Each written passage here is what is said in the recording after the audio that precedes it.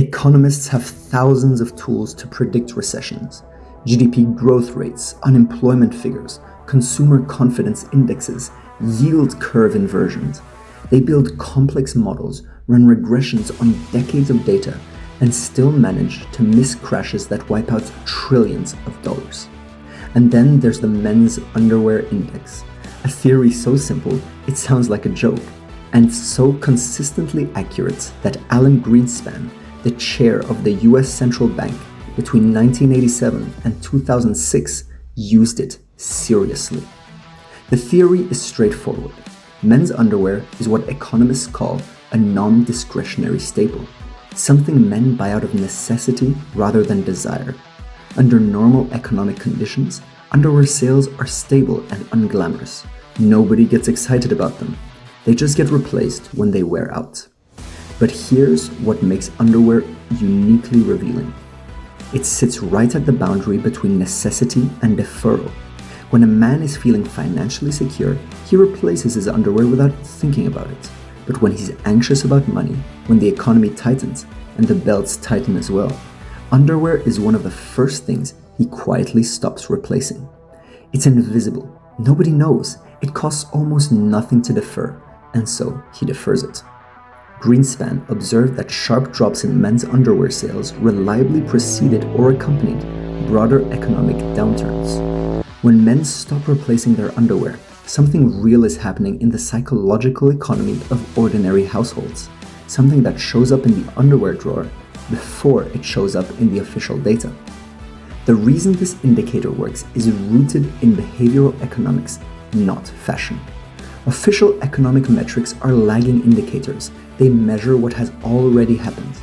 GDP figures are published weeks after the quarter ends. Unemployment numbers reflect jobs already lost.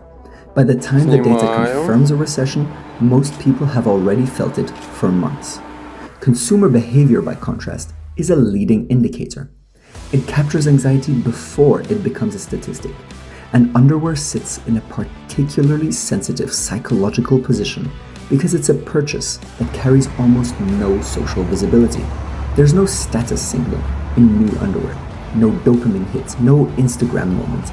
It's purely functional, which means the decision to defer it is purely economic, stripped of all the social and emotional complexity that complicates other spending decisions.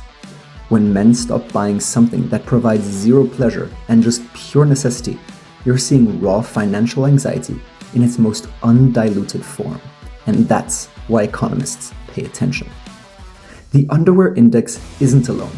Economics is full of surprisingly accurate, unconventional indicators that track consumer psychology more honestly than formal metrics.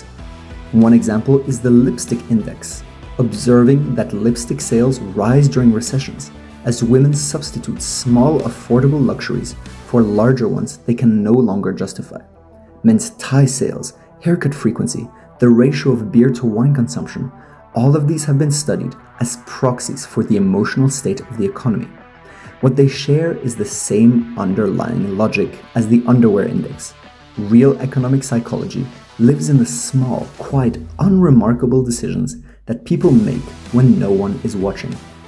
Not in the cars they buy or the vacations they announce, but in the things they silently stop replacing.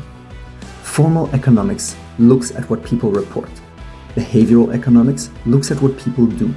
And what people do when they're quietly scared is stop spending on the things nobody will ever see.